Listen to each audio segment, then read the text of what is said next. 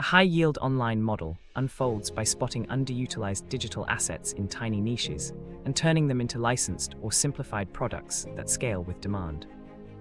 Real stories show designers turning public domain graphics into licensed bundles and marketers, monetizing micro datasets for local businesses, proving rapid profitability with minimal overhead.